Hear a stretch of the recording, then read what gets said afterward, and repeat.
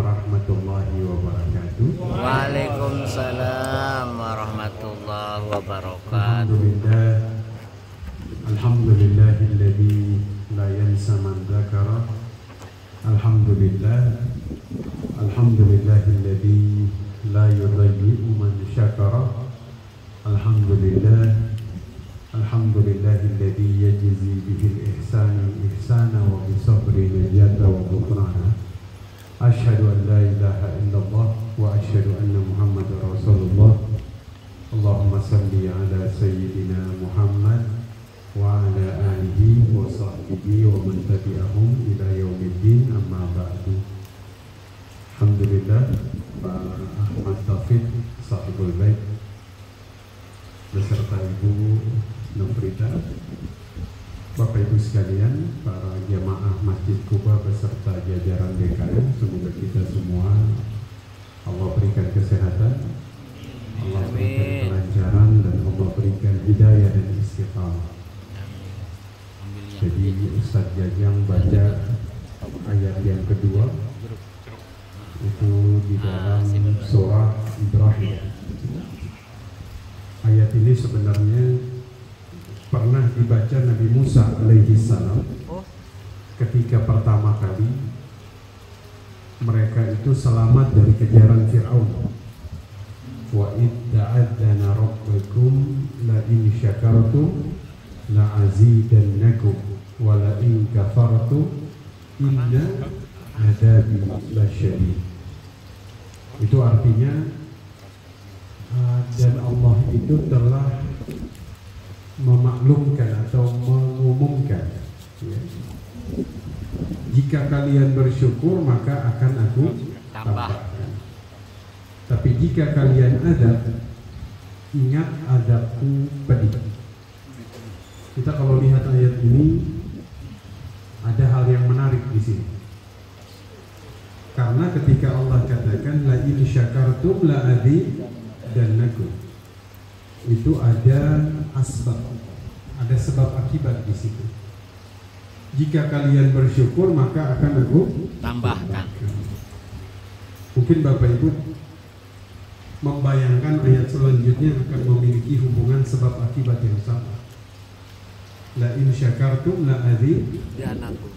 Kalau kalian bersyukur aku tambahkan.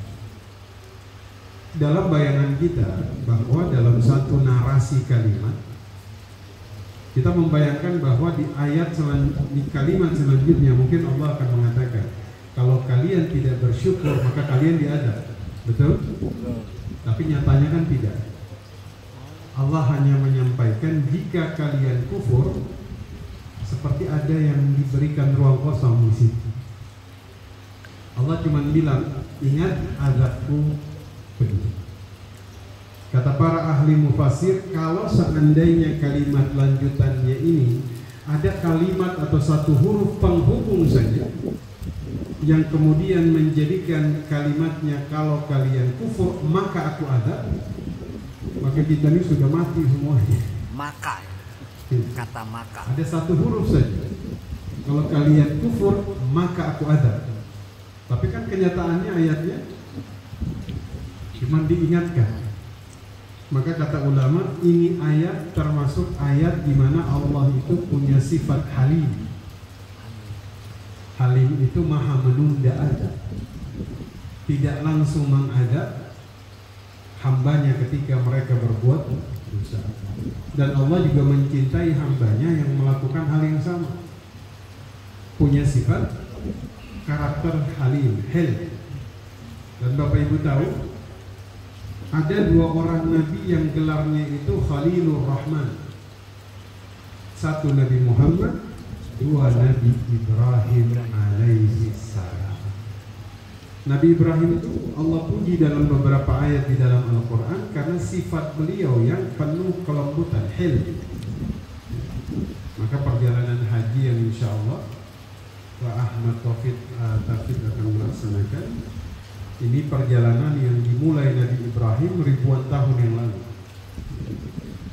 Maka Nabi Ibrahim ini memulai perjalanan haji ini setelah beliau mengalami banyak ujian dan cobaan di dalam hidupnya.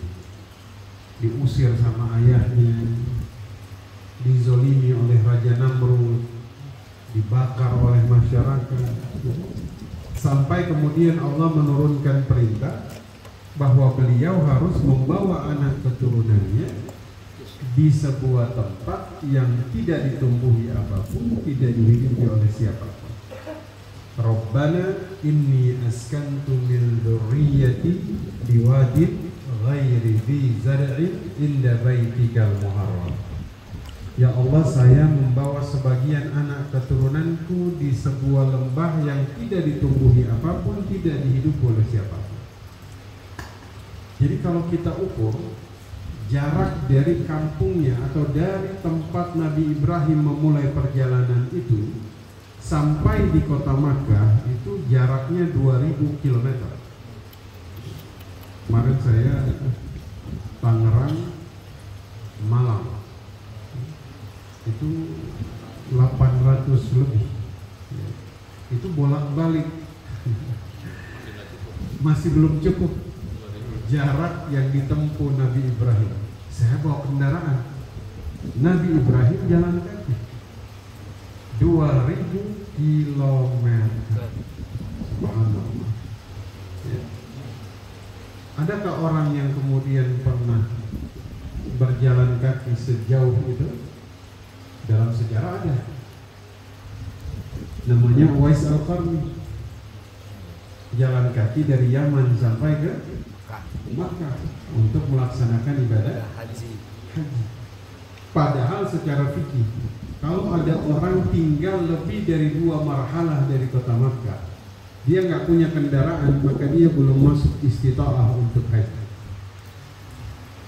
Tapi Uwais Al-Qarni napak tilas Nabi Ibrahim jalan kaki dari kota Yaman sampai ke Makkah.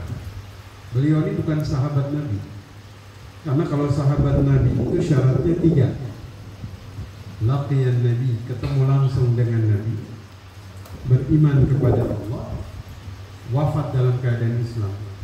Beliau cuma satu yang enggak tercapai, enggak ketemu sama Nabi. Karena waktu beliau ke Madinah, Nabi itu sedang pergi perang, hanya ketemu dengan Aisyah. Beliau ini naik hajinya jalan kaki, tapi bukan hanya jalan kaki, beliau itu menggendong ibunya yang sedang sakit.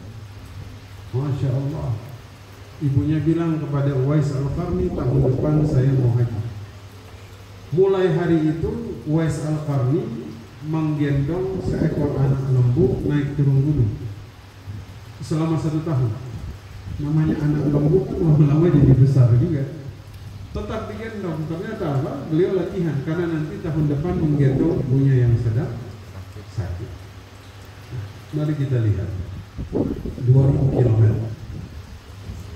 Sampai di sana Nabi Ibrahim itu meninggalkan. Nabi Ibrahim itu gak punya keturunan sampai usianya 80-an ya? 80. Itu ditinggal di sana, Sarah dan Ismail ditinggal, kata Imam At-Tabari. Itu di situ tuh cuma ada satu rumah gubuk. Nabi Ibrahim tuh tinggalin 1 botol air dan 1 kerat roti kepada Siti Hajar. Saat itu ternyata ketika beliau melakukan perintah Allah ini, beliau itu berdoa, faj'al af'idatan minan nas tahwi. Ya Allah, jadikan hati manusia itu condong kepada mereka. Maka kita doakan Pak Ahmad dan Ibu pulang dari sana membawa cinta manusia. Amin. Karena Nabi Ibrahim berdoa, ya Allah jadikan hati manusia cinta kepada mereka. Dan orang-orang yang berziarah di sana, dia akan selalu mendapatkan rasa cinta dari manusia. Karena ini doanya Nabi Ibrahim. Dulu yang tawaf itu hanya 3 orang. Sekarang yang tawaf berapa orang? 7 juta. Masya Allah, banyak sekali. Ya.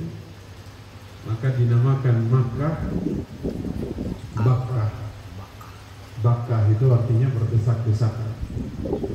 Karena Karena saking cintanya manusia kepada kedua kota tersebut, maka hati dan pikiran manusia itu senantiasa merindukan kota tersebut. Warzuq ahlahu minas samarat. Ya Allah, berikanlah penduduknya dengan rezeki yang melimpah. Terbukti atau tidak? Terbukti. Indonesia dan Saudi, mana yang lebih hijau? Indonesia. Yang lebih banyak hasil alamnya? Indonesia. Yang lebih kaya? Arab Saudi. Ya karena didoakan Nabi Ibrahim ya. Warzuq ahlahu minah tamar. Apalagi doanya Nabi Ibrahim, wab'ath fihim rasulan minhum. Ya Allah, utus dari lembah ini seorang rasul.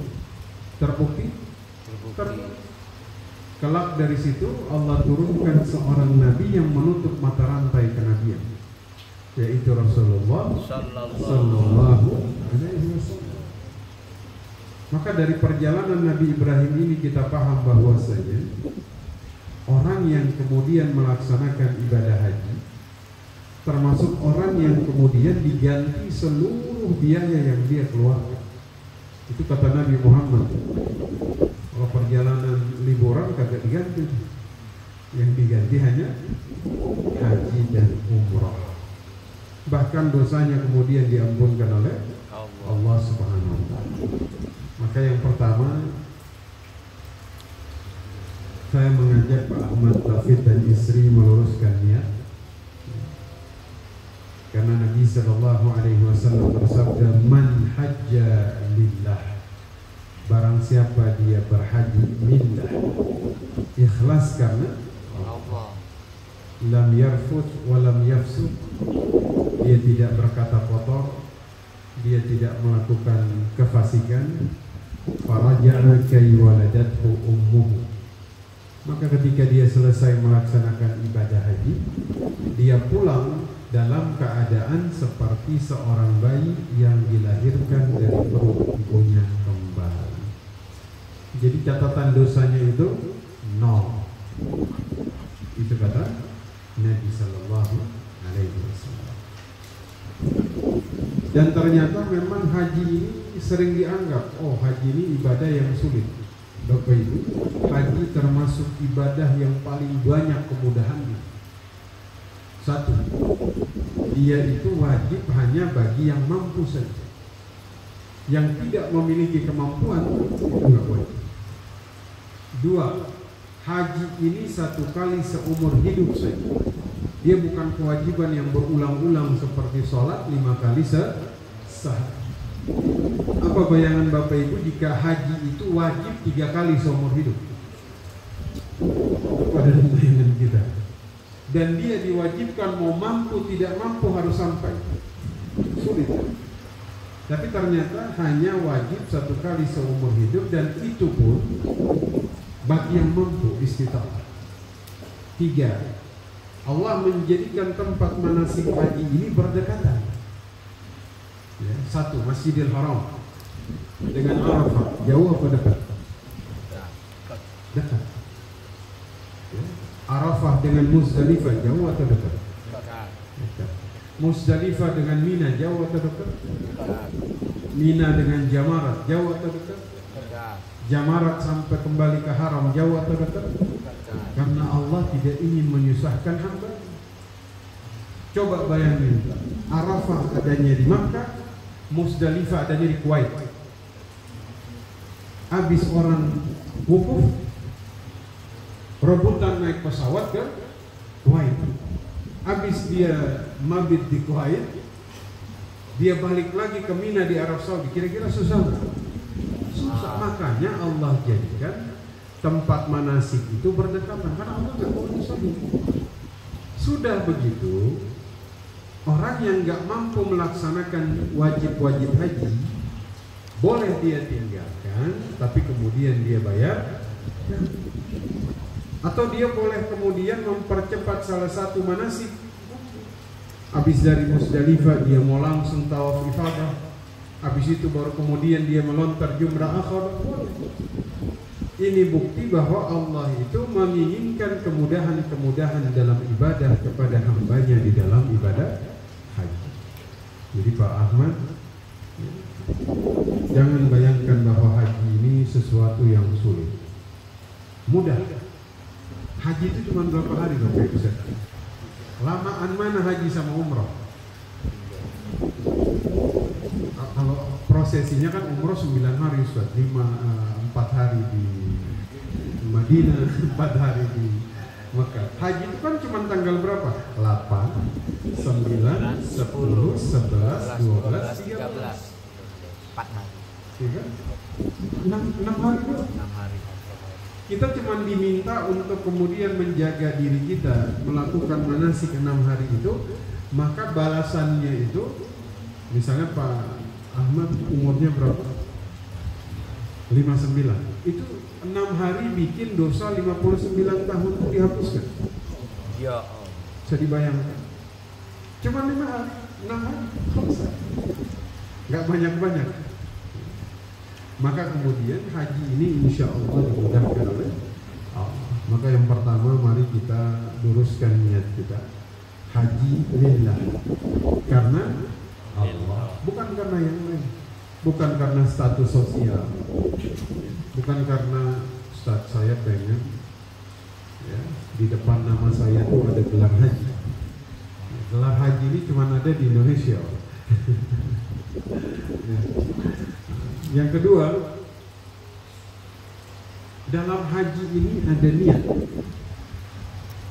Maka jika saya tanyakan kepada Bapak Ibu sekalian, jika misalnya ada orang pengen niat sholat isya, wudunya di Masjid Kuba, terus dia sholat isyanya di Maralah misalnya, boleh? Boleh. Sahurnya di Tangerang, puasanya di Ambon, boleh nggak? Boleh. Ibadah sholat, puasa, zakat dan lain-lain itu boleh berniat dari mana-mana tempat, monggo silahkan. Tapi ada satu ibadah di mana tempat niatnya itu nggak bisa dari sembarang tempat. Ada orang mau haji, Ustaz boleh nggak saya niat ihram dari Bandara Soekarno-Hatta? Saya ambil mikotnya dari situ, nggak boleh.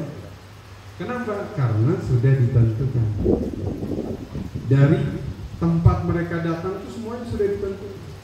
Dari Mesir, Jufa, dari Irak, Datu Irak, ya. Dari Indonesia, ya Lamlam, ya. Sudah ditentukan mikotnya itu sudah ada. Ini yang bikin ibadah ini kemudian memang spesial.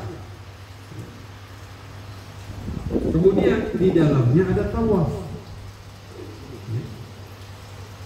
Tawaf. Nabi Adam itu dulu pernah melihat malaikat itu sholat, bersujud. Tapi ada satu ibadah yang Nabi Adam itu pengen melakukannya berdasarkan apa yang beliau lihat oleh diri malaikat pada saat beliau belum diturunkan di dunia. Apa itu? Tawaf. Makanya yang kemudian membangun Ka'bah itu pertama kali itu bukan Nabi Ibrahim. Makanya kalau kita lihat konteks narasi Quran itu, Nabi Ibrahim itu yarfa, hanya meneruskan, meninggikan. Tapi pondasinya itu yang bangun Nabi Adam. Nabi Adam punya putra namanya Nabi Syed. Nah, itu yang bangun Nabi Syed. Nabi Muhammad pernah melihat malaikat itu tawaf ketika beliau Isra Mi'raj. Persis di langit ketujuh ketemu Nabi Ibrahim. Musnidan zahrahu ala Baitil Ma'mur. Beliau itu lagi duduk, lagi bersandar di tiang Baitil Ma'mur. Itu di langit ketujuh. Nabi Ibrahim itu lagi ngeliatin malaikat itu lagi tawaf, berputar, ya, tawaf. Tapi satu hari itu ada kuotanya, Pak. Satu hari sampai hari kiamat, Baitul Ma'mur itu hanya bisa ditawafi sekitar 60.000 malaikat. Sudah begitu mereka nggak boleh berulang-ulang, jadi hanya satu kali tawaf. Bapak Ibu pernah melihat angin taufan? Angin taufan Bagaimana bentuknya? Gemuk, gede. Kalau kita bilang nintopan, Ada jamaah namanya taufan. itu sebenarnya dari bahasa Arab. Nah. Tafa, yatufu, taufan. Ah. Tawaf. Tawaf. Oh. Nah. Jadi Pak Taufan ini memang harus sering-sering touring. Sering touring. Tawaf soalnya. Harus sering-sering tawaf. Dan tawaf ini, makanya haji ini tuh pekerjaannya fisik Pak. Dia berbeda dengan sholat. Kalau sholat Bapak Ibu sholat nggak baca surah Fatihah, kira-kira sah atau tidak? Tidak sah. Karena sholat ini menggabungkan gerakan dan perkataan. Kalau haji tawaf Bapak Ibu dalam keadaan wudhu nggak baca apa-apa, sah nggak tawafnya? Sah. Sah. Nggak baca apa-apa ketika tawaf sah. Karena haji itu adalah gerakan fisik. Makanya Pak Ahmad banyak-banyak istirahat, banyak-banyak olahraga. Karena di sana tuh akan banyak gerak jalan, aktivitasnya fisik. Makanya saya sarankan jamaah haji ini biasanya mereka itu fokus bolak-balik masjid, tapi lupa bahwa puncak haji itu ada di Arafah, Al-Hajju Arafah. Dia lupa bahwasanya puncak hajinya itu justru ada di Arafah. Jadi nanti diatur intensitas ke masjid, dijaga. Ada jamaah haji Indonesia tuh pecah rekor suami istri. Tahun 2018 mereka itu umroh 27 kali. Bolak-balik ngambil miqatnya di Tanjung. Apa yang terjadi? 3 hari sebelum wukuf dua-duanya masuk rumah sakit. Kakinya tuh pada bengkak semuanya. Ini kalau sampai dua-duanya nggak bisa masuk ke Arafah, hajinya nggak sah. Mau umrohnya 100 kali, tapi hajinya nggak sah. Akhirnya apa yang terjadi? Wukufnya itu dibawa pakai ambulans. Yang penting mereka masuk wilayah Arafah. Dari sini kemudian ambil pandangan Imam Abu Hanifah. Yang penting dia ketemu wukuf di Arafah walaupun sebentar. Karena haji itu baru sah ketika wukuf di Arafah. Nah, maka nanti tolong dijaga kesehatan dan prioritas ibadahnya. Kemudian ketika kita melaksanakan ibadah haji ini banyak tantangan. Tantangannya itu sebenarnya pada saat safarnya ini kan, safar ini hikmatun minal adab. Potongan-potongan adab itu ada di dalam safar. Maka kata Umar, kalau engkau ingin kenal seseorang lewat 2 hal. 1 lewat uang, 2 bersafarlah bersama dia. Kamu akan tahu siapa sebenarnya dia. Ya, mungkin Bapak Ibu ketemu saya hanya baru di kajian 1 jam, 1 jam setengah, belum terlalu mengenal Ustaz Ruslan ini karakternya seperti apa, belum tahu. Baru bisa tahu kalau kita safar bareng-bareng, baru ketahuan tuh. Maka Khadijah pengen tahu siapa Nabi Muhammad. 1, dia syirkah dengan Nabi, dia punya modal dia kasih. 2, dia utus Maisarah, tolong kamu lihat di dalam kafilah dagang, kamu bersamai dia dalam perjalanan dagang berbulan-bulan, nanti di situ akan terkuak siapa sebenarnya dia. Maka dalam safar haji ini banyak-banyaklah bersabar, Pak. Ya. Pastinya Pak Ahmad itu selama haji akan berpisah dengan istri, ya. Kamarnya pasti pisah. Ya. Akan sekamar dengan orang yang berasal dari, walaupun dari provinsi yang sama, tapi kan nggak kenal gitu. Latar belakangnya beda. Kalau sekamar sama jamaah Masjid Kuba sih aman, udah kenal lah, biasa, udah nyambung lah ya. Tapi gimana kalau teman sekamar ini orang lain? Maka banyak-banyaklah bersabar. Mudah-mudahan Allah berikan kemudahan. Amin ya rabbal alamin. Tidak semua orang itu bisa sampai ke sana walaupun dia kaya, walaupun dia sehat. Banyak yang sehat tapi kendalanya dana. Ada yang punya dana tapi kendalanya Waktu. sakit. Ya, maka haji itu melalui 3 hal. Ada nasab harta, ada nasab karena hubungan nasab, ada 3 nasib. Nasab kan dia punya harta dia berangkat. Nasab kadang anak dihajikan orang tua dihajikan anak, cucu dihajikan kakek, ponakan menghajikan paman. Itu namanya haji karena nasab. Tapi yang 3 ini dahsyat Pak. Bukan karena harta, bukan karena nasab, tapi nasib. Nah, ini Bapak Ibu antum mau haji melalui yang mana? Nasab apa nasib? Mau yang mana kira-kira? Semuanya. Amin ya rabbal alamin. Maka tidak semua orang itu dipanggil. Yang dipanggil ini hanya orang-orang yang betul-betul memang diundang oleh Allah Subhanahu wa ta'ala. Maka Pak Ahmad ini dan istri itu statusnya itu nanti jadi duyufur rahman, tamu-tamu Allah. Sebagaimana adab seorang tamu bertamu di rumah tuan rumah, maka dia harus menjaga adab. Dia harus menjaga adab.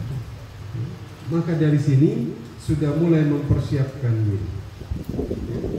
Karena nanti jadi tamu di rumah Allah, maka selayaknya kita bertamu di rumah seseorang, adab-adabnya diperhatikan. Ya. Dan Pak Ahmad secara hukum ya sudah memenuhi syarat. Apa syarat wajib haji? 1 muslim, 2 dia baligh. Maka kalau ada anak kecil itu hajinya sah atau tidak?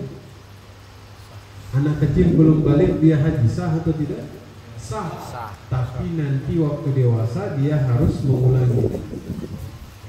Berakal sehat. Dia berakal sehat. Artinya secara akal pikirannya tuh dia tidak sakit. Dia merdeka dan dia istita'ah. Istita'ah ini dia mampu. Ya, maka Pak Ahmad dan istri sudah memenuhi syarat wajib haji. Ya, nanti di sana melakukan wajib haji. Seperti misalnya niat dari miqat, itu wajib hajinya itu. Ya. Nah, kemudian mabit di Muzdalifah, ya. Habis itu mabit di Mina, melontar jamara dan tawaf wada. Ya. Tapi rukun haji menurut mazhab Syafi'i 1 niat ihram. Ya. Makanya nanti tolong Pak Ahmad dan istri itu saling mengingatkan satu dengan yang lain. Ketika sudah ihram, maka kita tuh masuk ke dalam nusuk. Ya. Kita tuh gak bisa membatalkan nusuk kecuali sempurna. Kecuali kita ikuti rangkaiannya baru bisa keluar. Ya. Contoh, ketika berniat ihram, maka seorang laki-laki hanya boleh mengenakan 2 helai pakaian, kain, izar, ya, dia pakai selendang dan dia pakai kain yang kemudian menutup. Laki-laki ketika ihram larangannya apa saja? Gak boleh pakai peci, gak boleh pakai yang berjahit, gak boleh pakai yang menutupi mata kaki. Bagi perempuan larangannya apa? Gak boleh pakai cadar, gak boleh menutupi telapak tangan. Bagi laki-laki dan perempuan apa larangannya? Wangi-wangian, menggunting kuku, menggunting rambut, ya, membunuh binatang, apalagi dilarang untuk berkata kotor, dilarang untuk saling berbantah-bantahan. Kita diminta jaga itu saja. Ketika sedang ihram berangkat ke Arafah. Arafah. Kenapa dinamakan Arafah? Ada beberapa riwayat. Nabi Ibrahim itu bermimpi menyembelih Nabi Ismail itu mulai dari tanggal 7, tanggal 8, tanggal 9, mimpi di hari ke-9 itulah beliau baru yakin ini perintah dari Allah. Makanya namanya Arafah. Arafah, bahwa beliau mengetahui bahwa ini perintah Allah. Dan Arafah ini adalah hari yang paling dibenci sama iblis. Iblis itu paling membenci termasuk hari Arafah. Karena di sana ketika kemudian nanti Pak Ahmad, istri, jutaan kaum muslimin itu wukuf, berdiam diri di situ mulai dari selepas zuhur, ba'da zawal, sampai terbenamnya matahari, maka disitulah Allah menurunkan pengampunan yang sangat luar biasa banyak kepada manusia. Hanya kepada yang di Arafah saja? Tidak. Kalau yang di luar Arafah mereka ngapain? Puasa. Maka jangan lupa tanggal 9 Dzulhijjah kita puasa Arafah. Maka disitulah kemudian kita itu berkontemplasi, kita itu bertafakkur, kita itu membayangkan, kita itu berusaha mengenali lagi apa tujuan penciptaan manusia. Lita'arafu, agar dia mengenali Allah Subhanahu wa ta'ala. Maka puncak haji itu Arafah. Karena kita ini manusia banyak yang salah jalan dalam kehidupan karena dia tidak mengenal Tuhannya. Dia tidak mengenal Allah. Dia tidak tahu apa tujuan hidupnya. Dia tidak tahu kemana dia harus bergerak. Makanya haji itu puncaknya adalah Arafah. Saatnya dia mengenali kembali Allah, saatnya kemudian dia meluruskan kembali tujuan hidupnya. Makanya puncak haji itu Arafah. Ya, mudah-mudahan kita doakan Pak Ahmad dan istri Allah berikan kemudahan. Amin. Allah berikan kelancaran. Amin. Dari Arafah berangkat ke Muzdalifah, mabit di Muzdalifah. Ya. Saya dulu jalan kaki Pak dari Muzdalifah karena saya harus sampai ke Mina sebelum jamaah tiba. Karena saat itu saya yang mengawasi jamaah haji, mengawasi ibadah. Jadi saya sudah harus tiba sebelum jamaah sampai. Jadi saya ambil sunnahnya saja, mabit sejenak sampai lewat tengah malam, bisnya belum ada. Akhirnya ada beberapa petugas, Ustaz bagaimana jalan keluarnya, kita jalan ke Mina.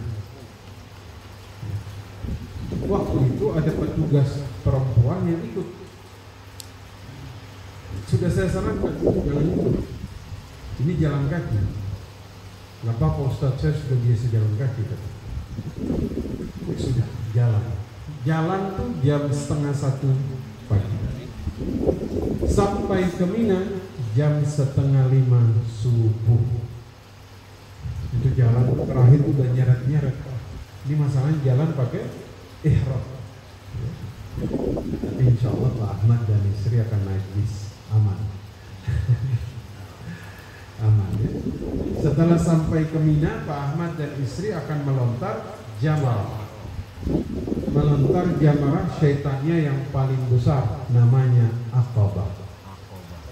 Jumrah Aqabah. Ya. Nabi Muhammad itu dulu ketika melontar Jumrah Aqabah, beliau itu ditemani sama Usama bin Zaid. Usama bin Zaid ini anaknya Zaid bin Harithah. Zaid bin Harithah ini anak angkatnya Nabi Muhammad. Nabi Muhammad waktu haji, beliau itu menyembelih 100 ekor kambing. Kalau kita berapa ekor? Kita berapa ekor? 1 ekor. Maka saat haji itu banyak yang pokoknya Ustadz saya mau sesuai sama tuntunan Rasul. Pokoknya 100%. Oke, baik. Maka nanti Bapak ngambil mikotnya dari Dzulkhulaifah, dari Madinah. Ngambil mikotnya nanti tanggal 26 Dzulqa'dah. Karena Nabi 26 Dzulqa'dah baru jalan kaki dari Madinah masuk ke kota Makkah itu tanggal 4 Dzulhijjah. Baru beliau ini dalam keadaan ihram. Nabi bilang kalau mau menghidupkan jangan tanggung-tanggung, harus Sesuai. totalitas 100%. Terus nanti mau menyembelih haji dan jangan 1 ekor, 100 ekor. Apa? Ya saya yang sesanggupnya saja ya sudah. Jangan kemudian memberatkan. Contoh tarwiyah. Tarwiyah itu banyak jamaah haji yang memaksakan diri untuk ambil tarwiyah.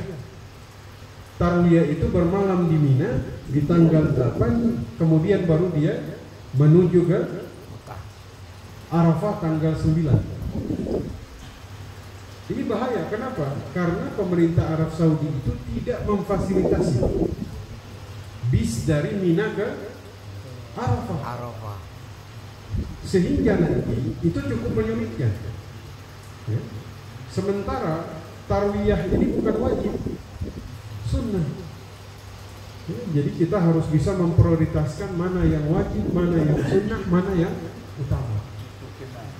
Ya. Pernah kejadian itu jamaah haji satu kloter 420 orang lebih jalan kaki dari Mina sampai Arafah. Itu di malam ke-9. Gara-gara apa? Nggak ada bis yang jemput mereka.